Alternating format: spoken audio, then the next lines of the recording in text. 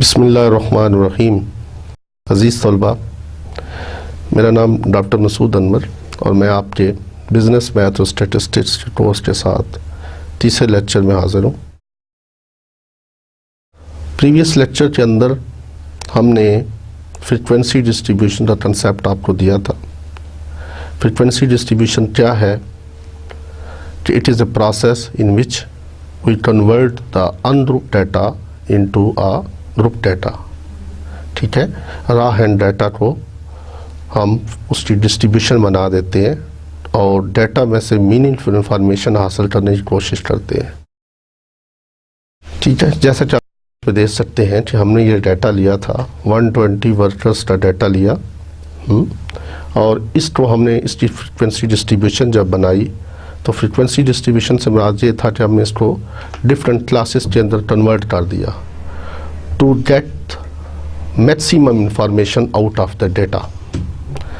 अजीज़ तलबा, हमने इस डाटा आप देख सकते हैं जिसमें कोई फ्रैक्शनल वैल्यू नहीं थी, यानी कोई भी ऐसा डाटा नहीं था जिसमें फ्रैक्शन आ रहा हो। अब दो के ये जो वेजेस हैं ये फ्रैक्शन में आ सकते थे।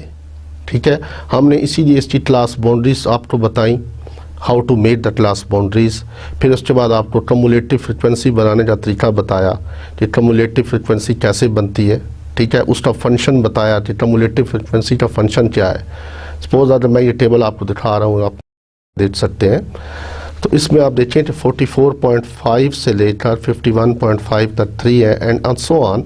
Suppose we want to see कि वो वर्कर्स जिनकी वेजेस 44.5 से लेकर 79.5 तक हैं तो वो कितने हैं, तो ये कम्युलेटिव फ्रिक्वेंसी हमारी हेल्प करती है। ठीक है, यानी 106 है यहाँ पे आप देख सकते हैं।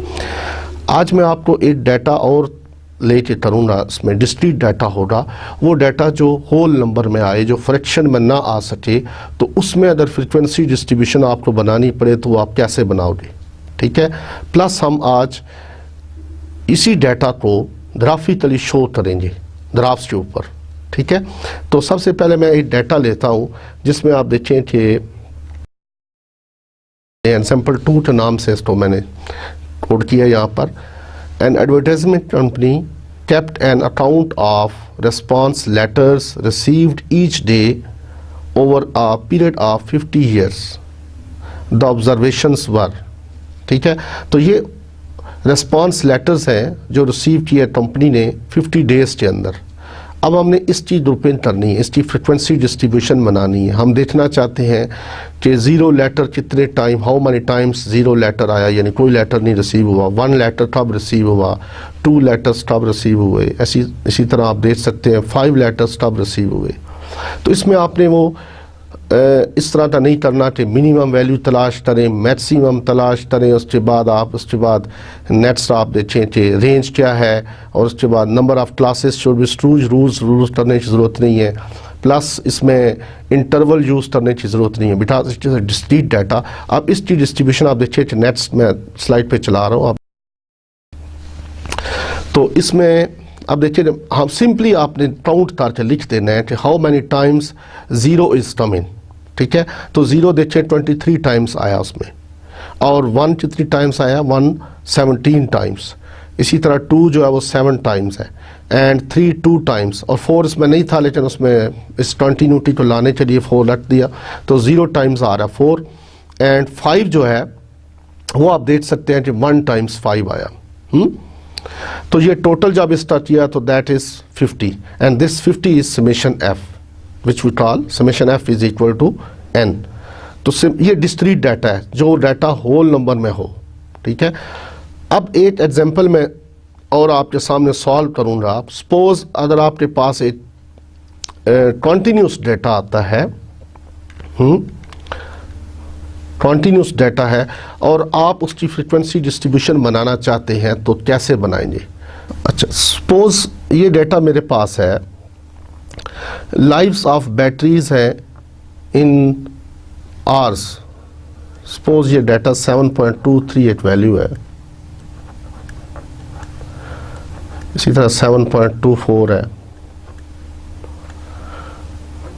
7.23 अगेन,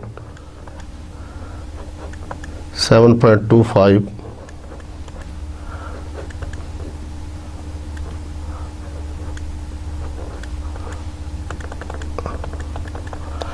ये सपोज हमारे पास कुछ वैल्यूज़ हैं, मे बी 20 वैल्यूज़ का डाटा पड़ा हुआ है।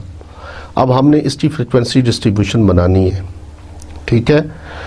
तो लास्ट टाइम जब आपने फ्रीक्वेंसी डिस्ट्रीब्यूशन बनाई थी तो उसमें देखा था कि आपने मिनिमम वैल्यू 45 थी और मैक्सिमम 98 थी, और जब हमने स्टार्ट किया था तो लोअर लिमिट हमने 45 को लिया था, और नेक्स्ट उसके अंदर हमने क्लास विथ यानी h को जो 7 था उसको ऐड किया था, और उसके बाद 8 कम करके हमने लिख दिया था उसके upper class boundary of the first class, ठीक है, जो हमने 45 से लेकर आप इस स्लाइड में देख सकते हैं, यस 45 से लेकर 51 तक। तो 52 से मैंने 8 लेस करके 51 ऊपर लिख दी थी, अपर क्लास बाउंड्री ऐसे बनाई थी। अब जब डाटा इस तरह का हो जिसमें वैल्यूज़ फ्रैक्शन में आ रही हैं, तो अब आप इसमें क्या करोगे, सपोज आपकी मिनिमम वैल्यू जो है वो 7.23 है, 7.23 है, ये मिनिमम वैल्यू है, ठीक है, और आपका इंटरवल जो है वो 1 का है, सपोज क्या ले 1 का इंटरवल है, तो इसमें आप ऐड करेंगे तो ये 8.23 आएगा, ठीक है। अब आपने ये जो इस साइड पर फर्स्ट क्लास की अपर लिमिट बनानी है, तो इसमें से आप सपोज ये कर लें कि ये यहाँ पर डिजिट नहीं है, पॉइंट्स नहीं है, आप समझें कि ये 823 है, आप इसको यहाँ पे क्या होना चाहिए 822, 822। अब आप इसके बाद इसमें यहाँ पे डिजिट लगा दें, ठीक है, और यहाँ से इसमें आप 1 ऐड करेंगे तो ये आएगा 9.22, और इसमें आप 1 ऐड करेंगे तो ये आएगा 9.23, एंड यहाँ पे आ जाएगा 10.22, ठीक है जी। तो अब इसमें क्लास विथ जो है दैट इज 1, क्लास विथ कितनी है 1 की है, और अब आप इसकी अगर क्लास बाउंड्रीज बनाना चाहें तो हम कैसे क्लास बाउंड्रीज बनाते थे, हम दिस माइनस दिस यानी कि 8.23 माइनस 8.22 डिवाइडेड बाई 2, ठीक है। तो ये डिवाइडेड बाई 2 जब ये करेंगे इसका डिफरेंस लेंगे तो ये 0.01 आता है, 0.01, और डिवाइडेड बाई 2, तो ये आंसर इसका आएगा, दिस इज विल बी 0.005। तो अब हम क्लास बाउंड्रीज बनाते वक्त क्या करते हैं, 0.005 को अपर क्लास बाउंड्रीज में ऐड करते जाएंगे, और लोअर क्लास बाउंड्रीज में जो है उसमें लोअर क्लास लिमिट्स में से उसमें से सब्ट्रैक्ट करते जाएंगे, ठीक है। तो ये 8.22 में अगर 0.005 ऐड करें तो यहाँ पर ये 5 ऐड हो जाएगा, ठीक है, इसी तरह यहाँ पे 5 ऐड हो जाएगा, एंड सो ऑन। सपोज हमारा डाटा जो जा रहा है आगे, मे बी ये वैल्यूज़ मैक्सिमम 10 हो या 11 या 12 तक जाए सपोज, तो यहाँ तक ये जाएगा, और लेफ्ट साइड पे क्या होगा, ये 2 यहाँ पे आ जाएगा 2 7 पॉइंट, ये आ जाएगी वैल्यू 7.225। तो ये पहले क्या कौन सी वैल्यू थी, क्लास लिमिट की वैल्यू थी, अब ये कौन सी क्लास बाउंड्रीज में बना रहा हूँ, उसका तरीका मैंने आपको सिखाया कि जब इस तरह का फ्रैक्शनल डाटा हो तो उसमें क्लास बाउंड्रीज आप कैसे बनाएंगे और उसके बाद क्लास लिमिट कैसे बनाएंगे, ठीक है। तो लास्ट टाइम चूँकि होल नंबर में डाटा था उसमें कोई पॉइंट में वैल्यू नहीं आ रही थी, दो के वेजेस थे वो पॉइंट्स में फ्रैक्शन में आ सकते थे, लेकिन वो ऐसे डाटे में वैल्यू कोई नहीं थी, इसलिए हमने उसको ऐसे यूज़ किया। अब ये जो डाटा है ये डिजिट के बाद, पॉइंट्स के बाद 2 डिजिट तक वैल्यूज़ है, तो इसको कैसे डिस्ट्रीब्यूट करना है वो मैंने इसको तरीका आपको बता दिया, ठीक है। और उसके अलावा मैंने आपको क्या बताया, अगर वैल्यूज़ डिस्क्रीट डाटा हो जो कि होल नंबर में होता है, जिसको हम डिवाइड नहीं कर सकते, पॉइंट्स में नहीं लिख सकते, ठीक है, वो डाटा जो होल नंबर में आता है, number of children in a family, suppose number of rooms in a house, अब आप 1.5 रूम नहीं कह सकते या 1.5 चिल्ड्रन नहीं कह सकते कि 1.5 बच्चा, ठीक है। तो इस तरह ये जो डाटा ये होल नंबर में आएगा, मतलब नंबर ऑफ रोड एक्सीडेंट्स, तो ये सारा डाटा जब इस तरह का डाटा आएगा तो इसकी डिस्ट्रीब्यूशन आप कैसे बनाओगे वो आपको मैंने स्लाइड पे आप देख सकते हैं कि कैसे बनाया। ये डाटा था हमारे पास और ये हमने उसकी डिस्ट्रीब्यूशन बनाई। सिंपली आप उसको लिखते हैं जो वैल्यूज़ आ रही हैं, जो वेरिएबल हमारा बन रहा है, यहाँ पे जो वेरिएबल है वो लेटर्स रिसीव्ड है, ठीक है, और उसके सामने उसकी फ्रीक्वेंसी आ रही है, how many times it is appearing. जितनी टाइम वो लेटर। अब हमें इससे पता चल रहा है कि 0 टाइम्स जो लेटर्स आए रिसीव हुए और 23 टाइम्स ऐसे हुआ 50 डेज़ के अंदर जो उस कंपनी ने कोई लेटर रिसीव नहीं किया। और 8 लेटर जब रिसीव किया दैट वाज 17 टाइम्स, और जब 2 लेटर रिसीव किए that was 7 times and so on, और 5 लेटर्स 1 टाइम्स। ठीक है, तो यहाँ तक मैं इस टॉपिक को अब ख़त्म करता हूँ, जिसमें फ्रीक्वेंसी डिस्ट्रीब्यूशन का टॉपिक ऑलमोस्ट कंप्लीट हो चुका है। Now you can make the practice by using that particular book which I have recommended on the first day, that was business math and statistics। इसमें आप चैप्टर नंबर 2 जो है आप इसमें से एक्सरसाइज में डिफरेंट क्वेश्चन जो प्रैक्टिस कर सकते हैं। ठीक है, जो आपके टॉपिक से रिलेटेड हैं। तो today I will start how to present this data graphically, because अब मैं आपको एक एग्जांपल देता हूँ कि ये ग्राफ अक्सर आप मैचेस में देखते हो, क्रिकेट के मैच तो आप अक्सर देखते हो, और उसमें आप देखेंगे कि ये ग्राफ अगर आपको दिखा दिया, एक इनिंग फर्स्ट इनिंग ख़त्म हुई है, मैच समरी है, फर्स्ट इनिंग ख़त्म हुई है, आपने मैच नहीं देखा। ठीक है, आपको सिंपल ये ग्राफ दिखा दिया जाए जिसमें इस ग्राफ को देखने के बाद जिसमें एक्स एक्सेस के ऊपर ओवर्स चल रहे हैं, 1 over, first over, second, third and up to 50 overs का मैच था ये, और वाई एक्सेस के ऊपर स्कोर आ रहा है। ठीक है, तो आपने मैच नहीं देखा, लेकिन अगर आपको ये ग्राफ दिखा दिया जाए तो यू कैन अंडरस्टैंड बेटर कि मैच में क्या हुआ था। ठीक है, यानी अब without looking at the match आपने डाटा तो एक सिर्फ आपको पिक्चर के जरिए अगर दिखा दे, पिक्चोरियल या ग्राफ्स के ऊपर ये चीज़ दिखा दी गई तो आपने सामने एक पिक्चर उसके सामने आई। अब हमने क्या किया, हमारे पास ये डाटा था जो स्टार्ट में हमने लिया था, 120 वर्कर्स के वेजेस का डाटा था। तो हमने इसमें से मीनिंगफुल इंफॉर्मेशन लेना चाहते थे। ठीक है, स्टैटिस्टिक्स में हम क्या करते हैं, डाटा में से इंफॉर्मेशन कलेक्ट करते हैं। ठीक है, उसकी कैरेक्टरिस्टिक्स को स्टडी करते हैं। तो अब हमने इसको ग्राफिकली इसको फ्रीक्वेंसी डिस्ट्रीब्यूशन के अंदर शो कर दिया, तो हमारे सामने डाटा की एक पिक्चर आई। ठीक है, लेकिन हम अब इस बात पे राज़ी नहीं है कि जी नहीं, हमें कुछ मज़ीद चाहिए। हम चाहते हैं कि डाटा तो ग्राफिकली शो कर दिया जाए, क्योंकि ग्राफ को एक जस्ट में आप at a glance you can study. ठीक है, हम नहीं चाहते कि हम एक वैल्यू को देखें कि इस क्लास में कितनी वैल्यूज़ थी, इसमें कितनी थी, यहाँ पे क्या हुआ। हम चाहते हैं एक क्लास में पता चल जाए कि डाटा में क्या है। तो अब हम इस डाटा को, ये जो फ्रीक्वेंसी डिस्ट्रीब्यूशन में हमने इसको कन्वर्ट किया हुआ है, इसको हम ग्राफिकली शो करेंगे। यानी हम इसको चार्ट्स के ऊपर, ग्राफ्स के ऊपर इसकी पिक्चोरियल डायग्राम्स बनाएंगे। ठीक है, और देखेंगे कि डाटा क्या हमें बोल रहा है, क्या कहता है हमें। तो उसके लिए जो हमारे पास है, आप ये देखें, the graphical presentation of the data. One of the important functions of statistics is to present the complex and unorganized and raw data in such a manner that it would easily be understandable at a glance.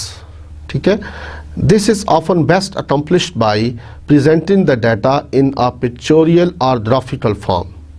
ठीक है, तो these are the types of graphs जो हमने इस course में पढ़ने हैं, जिसमें नंबर 1 पर है हिस्टोग्राम। ठीक है, यही जो ग्राफ आपने देखा था अभी, जो मैंने आपको लेफ्ट साइड पे पहले आपको दिखाया था, आप इसमें देख सकते हैं कि वेरियस ब्लॉट्स बने हुए हैं। ठीक है, तो ये बेसिकली हिस्टोग्राम था। और उसके बाद है फ्रीक्वेंसी पॉलीगॉन, एंड नंबर 3 पर है फ्रीक्वेंसी कर्व, नंबर 4 पर है कम्युलेटिव फ्रीक्वेंसी पॉलीगॉन, और इसको ओजाइव भी कहते हैं। ठीक है, उस स्पेलिंग याद करने के लिए ओजिव कर लें आप, ओजाइव पढ़ा जाता है। ठीक है, we will use the frequency distribution table for presenting these graphs. तो मैंने शुरू में कहा था कि ये जो हमने फ्रीक्वेंसी डिस्ट्रीब्यूशन का ग्राफ टेबल बनाया है, जिसमें हमने डिफरेंट फ्रीक्वेंसीज और उसके सामने लिखी हैं डिफरेंट क्लास लिमिट्स के सामने, इसको हम एज एन एग्जांपल यूज़ करेंगे ऑन आवर फ्यूचर लेक्चर्स। ठीक है, तो आज ये जो डाटा हमारे पास है, इसी को मैं ग्राफिकली शो करूँगा। ठीक है, तो सबसे पहले जो ग्राफ आ रहा है हिस्टोग्राम है। हिस्टोग्राम को अगर डिफाइन किया जाए तो it is basically set of adjacent rectangles, set of adjacent rectangles. तो ये इसकी सिंपल सी डेफिनेशन है। वेरियस ब्लॉट्स हैं, आप उनको खड़ा कर दें साथ साथ, पर the width of the blot should be the same. ठीक है, अगर आपका इंटरवल क्लास विथ जो है, अब देखिए ना 7 की हमारा क्लास इंटरवल क्लास विथ थी, हर एक जो गैप था अपर ऊपर वाली क्लास बाउंड क्लास लिमिट और नीचे वाली जो क्लास है उसकी लोअर लिमिट, उनके दरमियान जो गैप था दैट वाज 7। इट मीन्स कि हमारा जो हम ब्लॉट्स खड़ा करेंगे उसकी जो विड्थ है वो भी सेम होनी चाहिए, कोई बड़ी या छोटी नहीं होनी चाहिए। ठीक है, तो मैं आपको इसका ग्राफ हिस्टोग्राम का दिखाता हूँ। अब जो चीज़ आपने इसमें याद रखने वाली होगी, ये चीज़ें आपस में मिक्स हो सकती हैं। सपोज अब जब आप हिस्टोग्राम पढ़ोगे तो शायद आपको पता होगा कि हमने एक्स एक्सिस पे क्या लेना है, वाई एक्सिस पे क्या लेना है, लेकिन जब फ्रिक्वेंसी पॉलीगॉन पढ़ लोगे तो फिर एक और चीज़ आ जाएगी। इसी तरह फ्रिक्वेंसी कर्व उससे मिलता जुलता है वही चीज़ ऑलमोस्ट, और कम्युलेटिव फ्रिक्वेंसी पॉलीगॉन इसमें आप फिर देखेंगे। तो आपने जो इसमें याद रखने वाली बात है वो सिंपल ये है कि आपको ये पता होना चाहिए कि हिस्टोग्राम में एक्स एक्सिस पे क्या लेते हैं और वाई एक्सिस पे क्या लेते हैं। ठीक है, और इसके बाद फ्रीक्वेंसी पॉलीगॉन में एक्स एक्सिस पे क्या लेना है और वाई एक्सिस पे क्या लेना है। इसी तरह कर्व के अंदर वही, और कम्युलेटिव फ्रीक्वेंसी पॉलीगॉन के अंदर। तो मैं आपको पहले ग्राफ दिखाता कि this is histogram of that particular data. और जो 120 वेजेस थे, 120 वर्कर्स थे, उनके वेजेस का डाटा था, उसकी हमने फ्रीक्वेंसी डिस्ट्रीब्यूशन बनाई थी। उस फ्रीक्वेंसी डिस्ट्रीब्यूशन में से हमने अब उस डाटा में से जो टेबल था उसका हमने ग्राफ बनाया। अब आप देख सकते हैं यहाँ पर कि इसने ग्राफ के अंदर हमने एक्स एक्सिस के ऊपर यहाँ पे मैंने जनरल वेजेस लिख दिया है और वाई एक्सिस पे फ्रीक्वेंसी है। अब जो बेसिकली जो हम जब हिस्टोग्राम बनाएंगे तो अब मैं यहाँ पर ड्रॉ करता हूँ आपके सामने, आप देखेंगे इस ग्राफ को आप एक दफ़ा देख लें ये कैसा बना है, उसके बाद मैं इसको ड्रॉ करता हूँ आपके सामने how I made this graph.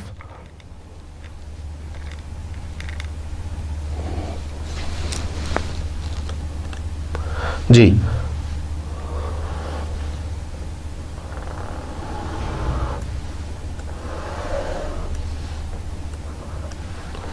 ये हमारा एक्स एक्सिस है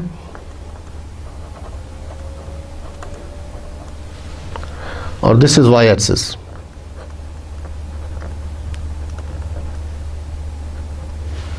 ठीक है, अब आपने हिस्टोग्राम के अंदर ये ग्राफ हम कौन सा बनाने जा रहे हैं, दैट इज हिस्टोग्राम।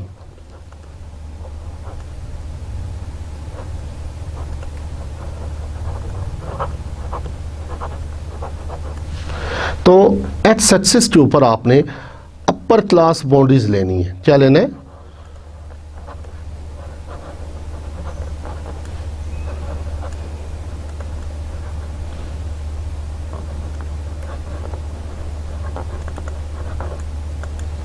और वाई एक्सिस पे फ्रीक्वेंसी है। ठीक है, एफ फ्रीक्वेंसी को हम एफ से डिनोट कर रहे हैं। अब आपने ग्राफ पेपर उठा लें, उसके ऊपर आप बनाना चाहें तो आप किसी भी पॉइंट से, ज़रूरी है कि यहाँ से शुरू करें, आप थोड़ा सा स्पेस देकर यहाँ से किसी पॉइंट से कर सकते हैं शुरू। और आपने जो अपर क्लास बाउंड्री है वो देखिए कि पहली अपर क्लास बाउंड्री कौन सी है। तो पहली अपर क्लास बाउंड्री कौन सी है जी? जी 51.5, दैट इज़ 51.5, और उसके बाद 58.5 एंड सो ऑन। तो मैंने यहाँ पर ये वैल्यू लिखते हैं 51.5। उसके बाद आप ये जो वेरियस स्टेयर्स हैं, आप यू कैन सपोज कि आपने 8 स्टेयर जो वो 8 विथ के बराबर रखा, और ये it is up to you. आप 2 स्टेयर 1 विथ के बराबर भी रख सकते हैं। अगर आपके पास 7 का इंटरवल है तो आपके यहाँ पे 14 ब्लॉक्स बन जाएंगे, 14 जो है वो स्टेयर्स होंगे। ठीक है, तो it is up to you कि आप स्पेस कितनी आपके पास, कितनी आप बना रहे हैं उसके मुताबिक करें। अब नेट्स मैंने उसके बाद इसी तरह देखिए नेट्स वैल्यू क्या थी 58.5, एंड 58.5 के साथ नेट्स वैल्यू क्या थी 65.5 थी जी 65.5।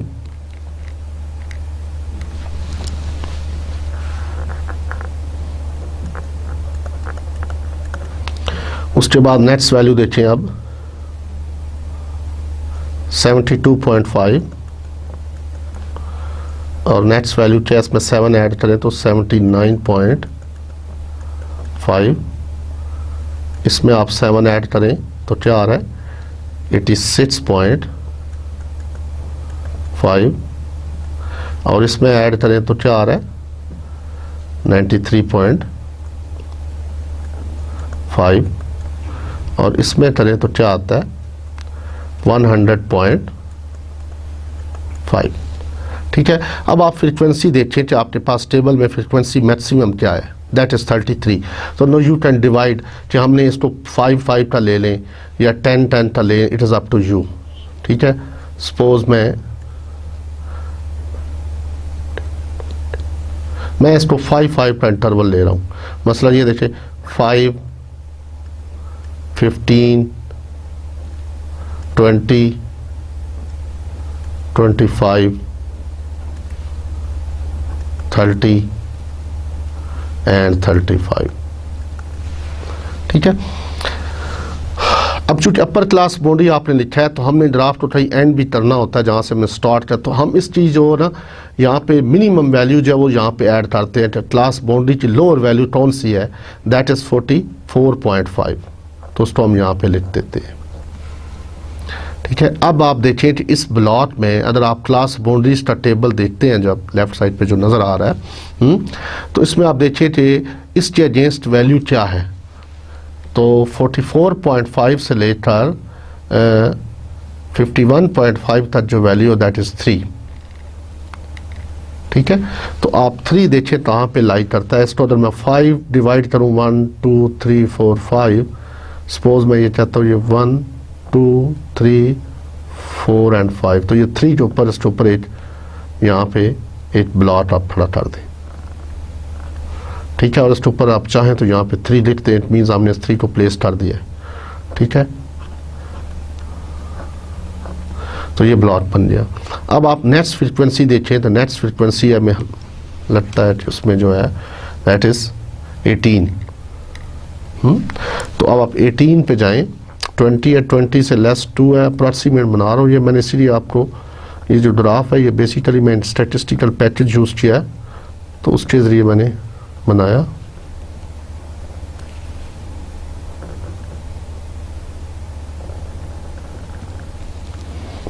ठीक है, ये आप इसको डिफ्रेंशिएट करने के लिए कोई भी शेड दे सकते हैं, एक प्लॉट और दूसरे प्लॉट से अलग करने के लिए, तो यहाँ पर आप 18 लिख दिया। उसके बाद नेक्स्ट जो फ्रीक्वेंसी है वो देखिए कौन सी है, 33। तो अब आप 33 के ऊपर जाकर ये अप्रॉक्सीमेटली यहाँ पे मैं आप इसको बना रहा हूँ।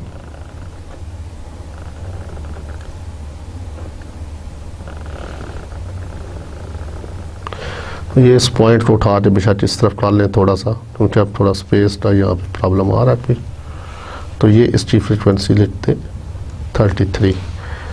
ठीक है जी, तो अब आप देख सकते हैं 65.5 से लेकर 72.5 तक कितने हैं, जो 29। तो 29 जो है उसके ऊपर आप जाकर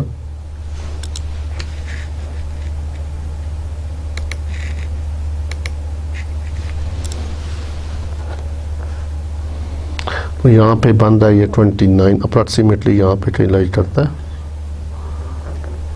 ठीक है, तो ये इस तरह के ब्लॉक बन जाएगा।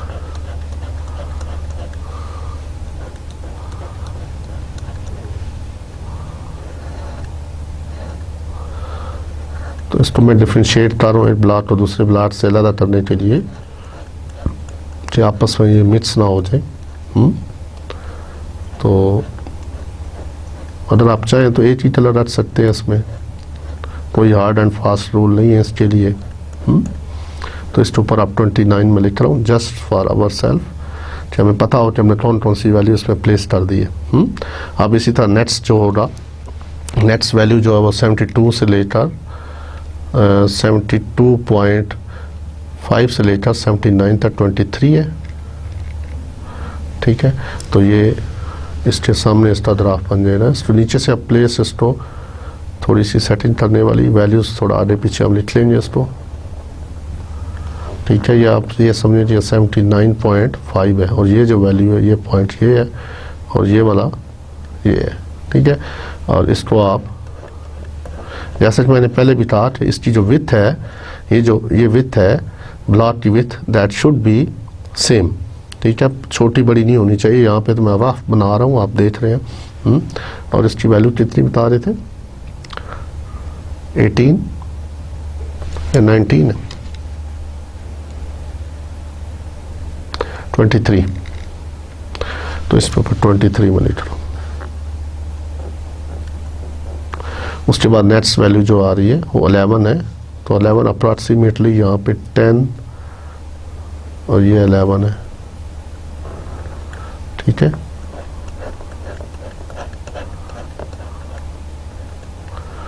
फिर 11 के बाद एलिमेंट 2 है और फिर 1 है, तो ये 2 यहाँ पे कहीं लाई करता है, ठीक है, और 1 जो है वो बिल्कुल यहाँ। तो ये पॉइंट है दैट इज़ बेसिकली 100.5, और ये जो पॉइंट है 93.5, और ये जो पॉइंट है दैट इज़ 86.5। तो ये मान लिखते हैं आप।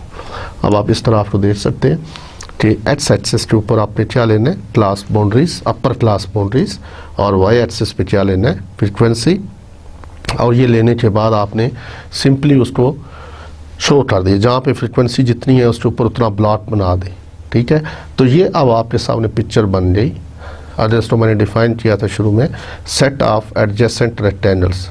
हिस्टोग्राम क्या है, सेट ऑफ एडजेसेंट रेक्टेंगल, साथ साथ ब्लॉक खड़े हुए उसका सेट, ठीक है। उसी डाटा को अब हमने ग्राफिकली शो कर दिया है। मेरे सामने एक पिक्चर आ रही है डाटा की, तो हमें फ़ौरन पता चल रहा है यहाँ पर कि 58.5 से लेकर 65 पॉइंट तक जो है ये मैक्सिमम लोड इस रेंज में आ रहे हैं। दैट एट ग्लांस आप डाटा को देख सकते हैं, ठीक है।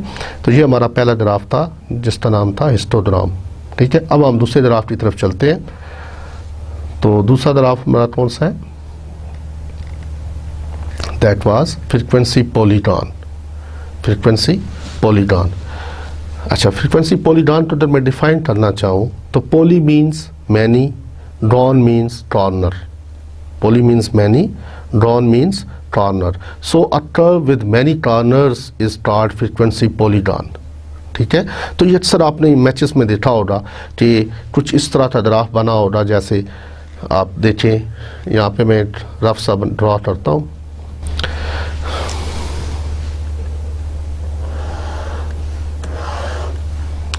यानी आपने मैचेस में इस तरह के कुछ ग्राफ देखे होंगे, ठीक है। कुछ याद आता है कि जी वो एक टीम है, उसकी जो है एवरेज जो चल रही होती है इस तरह की, और साथ दूसरी टीम होती है उसके साथ येलो और ग्रीन कलर के साथ कुछ इस तरह की साथ दूसरी भी आ रही होती है, और पता चल रहा होता है कि उससे बिलो एवरेज जा रही है या अबव एवरेज जा रही है, एंड सो ऑन। तो ये सारा जो ग्राफ जितने भी हैं ये सारे हमारे स्टेटिस्टिक्स में हम लोग बनाते हैं इसको, और दैट ये ग्राफ पर्टिकुलर ग्राफ को हम कहते हैं फ्रीक्वेंसी पॉलीगॉन, ठीक है। तो फ्रीक्वेंसी पॉलीगॉन बेसिकली क्या है, a curve with many corners. Poly means many, gon means corner, so a curve with many corners is called frequency polygon. अब मैं आपको इस डेटा में से जो हमने यूज़ किया था 120 वर्कर्स का डेटा, इसका मैं आपको दिखाता हूँ आप इसका फ्रीक्वेंसी पॉलीगॉन कैसे बनाया मैंने जी। तो आप देखिए कि मैंने इसके एक्स एक्सिस के ऊपर मिड पॉइंट्स लेते हैं। तो लास्ट टाइम शायद हमने मिड पॉइंट्स के बारे में नहीं पढ़ा था कि मिड पॉइंट से क्या मुराद है। तो मिड पॉइंट बेसिकली जो क्लास आपकी लिमिट्स है ना, मसलन पहली क्लास लिमिट थी 45 से लेकर 51 तक, तो इन दोनों को आप ऐड कर दें, ठीक है। इन दोनों को ऐड करके 2 पे डिवाइड कर दें, तो क्या वैल्यू आएगी, 45 + 51 डिवाइडेड बाई 2 करेंगे तो 48, ठीक है। तो अब आप 48 में नेक्स्ट 7 ऐड करते जाएं तो हमारे पास एक मिड पॉइंट्स का डाटा आ जाएगा। मैं आपको दिखाता हूं यहाँ पे,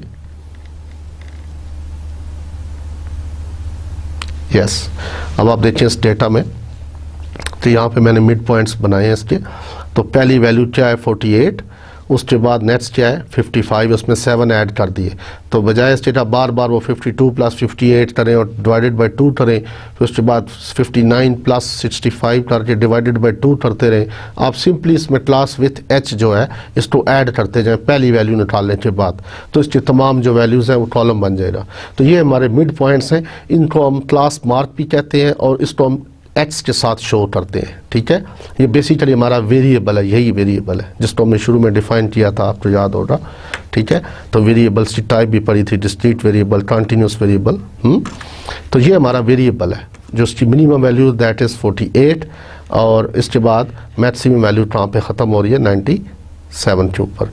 तो अब जब फ्रीक्वेंसी पॉलीगॉन बनाओगे तो उसमें एक्स एक्सिस के ऊपर आपने ये मिड पॉइंट्स लेने हैं, एक्स एक्सिस के ऊपर ये मिड पॉइंट्स लेने हैं और वाई एक्सिस के ऊपर फ्रीक्वेंसी लेनी, ठीक है। तो इसी ग्राफ को आप देखें इस तो ये ग्राफ को मैंने बेसिकली ये स्टैटिस्टिकल पैकेज यूज़ किया यहाँ पे, बल्कि आर प्रोग्रामिंग जाके ये मैंने ग्राफ बनाया, लेकिन यहाँ पे मैं आपको ग्राफ बना के दिखा देता हूँ, आप देख सकते हैं कि ये ग्राफ कैसे बना।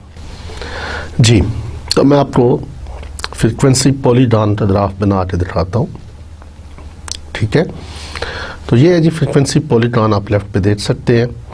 इसमें हमने क्या किया है कि एक्स एक्सिस के ऊपर हमने मिड पॉइंट्स लिए और वाई एक्सिस के ऊपर फ्रीक्वेंसी लिए। मिड पॉइंट्स जैसा कि मैंने आपको पहले बता दिया कि मिड पॉइंट्स हम कैसे बनाते हैं, क्लास लिमिट्स में जो है अपर क्लास लिमिट और लोअर क्लास लिमिट्स को ऐड करें और 2 पे डिवाइड कर दें और उसमें जो पहली वैल्यू आ जाती है, इसी तरह मतलब 45 + 51 / 2 तो 48 आती है। 48 हमने पहली हमारा मिड पॉइंट है, उसमें अब 7 ऐड करते जाएंगे तो ये हमारे पास वैल्यूज आ जाएंगी, ये कॉलम आ जाएगा, that is we call is mid points. अब यहाँ पे फ्रीक्वेंसी पॉलीगॉन में देखें आप, तो एक्स एक्सिस पे आपने मिड पॉइंट लेने हैं, तो सबसे पहले जो मिड पॉइंट है दैट इज 48, ठीक है। तो 48 के ऊपर आप फ्रीक्वेंसी अगर देखें तो दैट इज़ 3, तो यहाँ पे ये देखिए ये 1 2 3, तो यहाँ पे इसके सामने 8 आपने डॉट लगा दिया, छोटा सा सर्कल लगा दिया। उसके बाद आप नेक्स्ट फ्रीक्वेंसी हमारी दैट इज़ 55,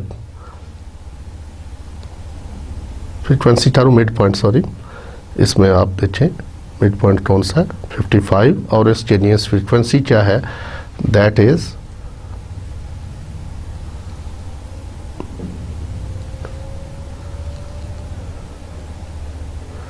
18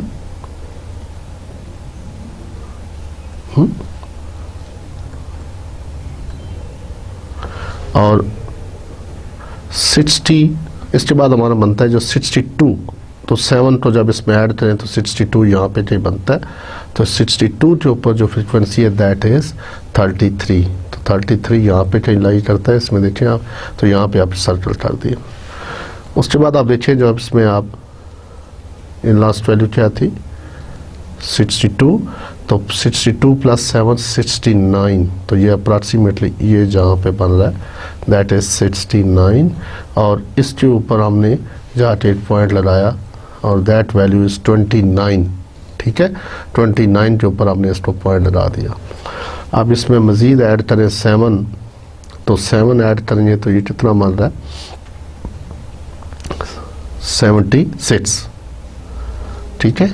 76 के ऊपर यहाँ पे आ रहा है हरबन 76, तो 76 के ऊपर आप देखिए फ्रीक्वेंसी 23 है, तो ये 23 वाला जो पॉइंट उसने यहाँ पे आप देखिए इसको सर्कल डाल दिया। इसी तरह नेक्स्ट 83 आती है वैल्यू जो मिड पॉइंट है यहाँ पर, और इसके ऊपर जो वैल्यूज़ है दैट इज़ 11, ठीक है। तो ये 11 वैल्यू यहाँ पे आ गई और उसके बाद जो है 90, नेक्स्ट वैल्यू कौन सी आ रही 90, एग्जैक्ट 90। अब देखिए 90 के ऊपर 2 फ्रीक्वेंसी है उसकी, तो 2 के ऊपर एरिया सर्कल आ गया और लास्ट वैल्यू क्या थी 97, तो 97 के ऊपर ये आ रही है दैट इज़ 97, तो 97 के ऊपर एक डिजिट हमने लगा दी, तो ये हमारी क्या बन गई फ्रीक्वेंसी पॉलीगॉन। अब आप देखें कि मैंने जैसे डिफाइन किया था कि अ कर्व विद मैनी कॉर्नर्स, ठीक है, a curve with many corners. अब आप चाहें तो इसको स्केल के साथ इन लाइंस को आपस में मिला सकते हैं ऐसे करके स्केल के साथ,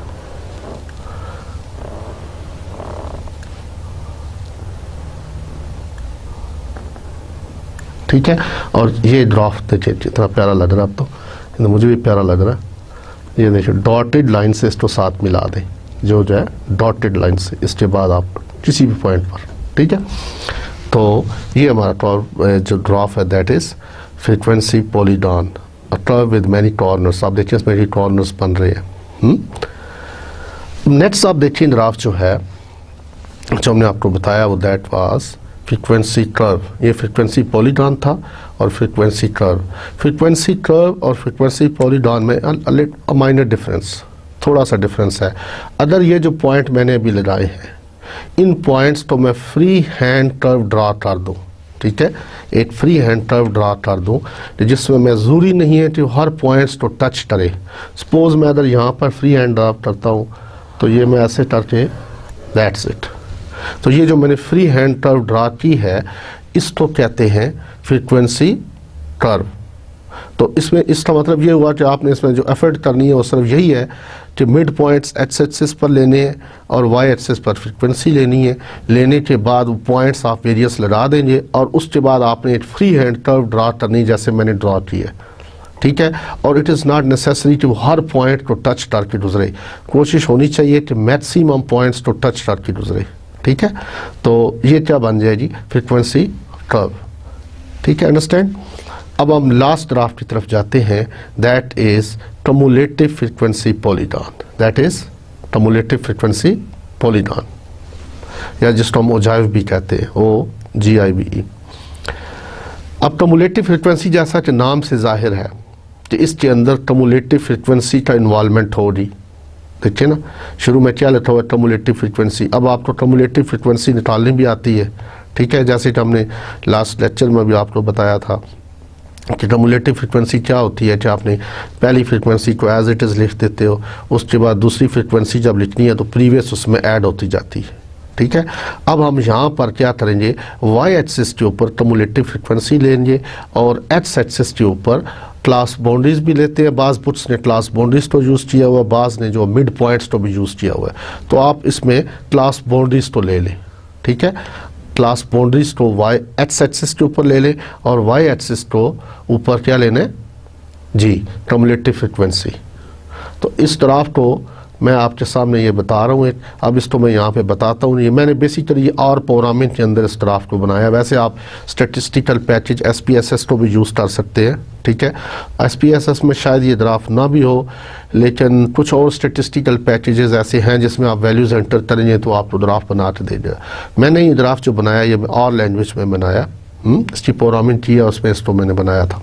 अब मैं आपको सिर्फ इसका सिंपल तरीका बता देता हूँ। जब एग्ज़ाम में आपको आई है ग्राफ बनाने के लिए तो आप सिंपली आपको पता होना चाहिए कि मैंने एक्स एक्सिस पे क्या लेना है, वाई पे क्या लेना है, ग्राफ पेपर उठाएं, ठीक है, और आप डिफाइन कर दें कि one stage is equal to cumulative, इतनी कम्युलेटिव फ्रीक्वेंसी के बराबर होगा। अब जाहिर बात है कम्युलेटिव फ्रीक्वेंसी जो है ये 3 से स्टार्ट होकर 120 तक जाएगी, तो हमें इसके अप्रोप्रिएट ये वैल्यूज़ लेनी पड़ेंगी वाई एक्सिस के ऊपर, ठीक है, कि ऐसे ना हो कि हमारा ग्राफ जो है स्क्रीन से बाहर चला जाए। और एक्स एक्सिस के ऊपर तो हम ले रहे हैं अपर क्लास बाउंड्रीज या क्लास बाउंड्रीज आप कह बैठे।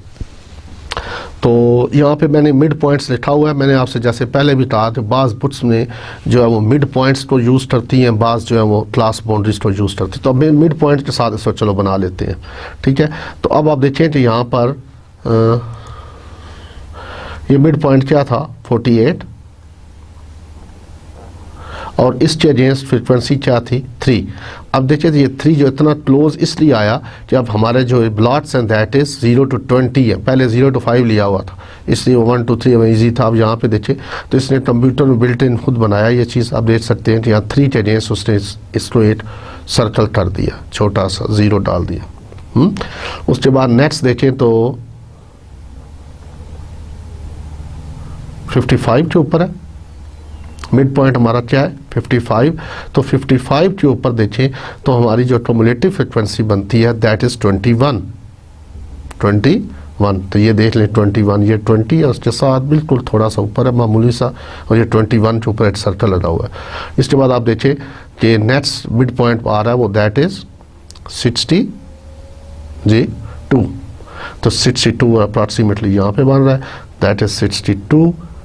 और 62 के ऊपर फ्रीक्वेंसी बन रही है। आप देखें कम्युलेटिव फ्रीक्वेंसी कितनी है जी 83। ठीक है। तो ये 83 कम्युलेटिव फ्रिक्वेंसी बन रही है। अगर आप इसका मिड पॉइंट निकालें यहाँ पे तो 54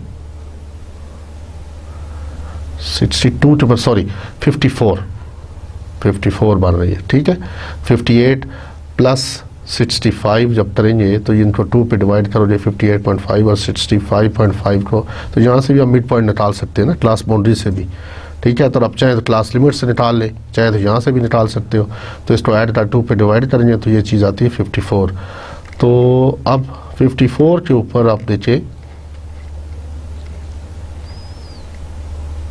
जी, तो ये वैल्यू लगी ये वाली, ठीक है 54। और उसके बाद आप नेक्स्ट वैल्यू क्या आ रही है, ठीक है जी। तो ये मिड पॉइंट्स है एक्स एक्सेस पे लिए 48, 55, 62, 69, 76, 83, 90 एंड 97। और वाई एक्सिस पे फ्रिक्वेंसी है जो 0 से लेकर 120 तक एंड हो रही है, ठीक है। और ये वेरियस पॉइंट्स आपने मिला दी। अब आप इनको, ये जो वेरियस पॉइंट्स हैं, इनको आप स्केल के साथ मिला दें।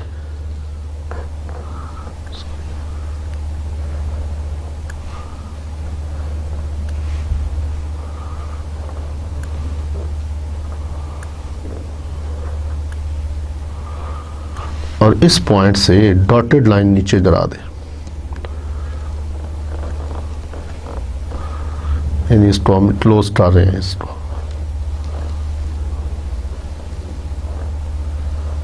(97) पे आके जानी चाहिए। और यहाँ से 48 से ऑनवर्ड इसको डॉटेड लाइन से 0 तक मिला दें।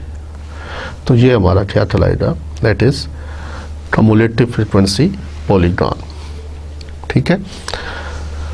तो इसी तलबा ये हमने 4 टाइप्स के ग्राफ्स पढ़े आज, जिसमें frequency histogram number 1, number 2 was frequency polygon, number 3 was frequency curve and number 4 was frequency cumulative frequency polygon.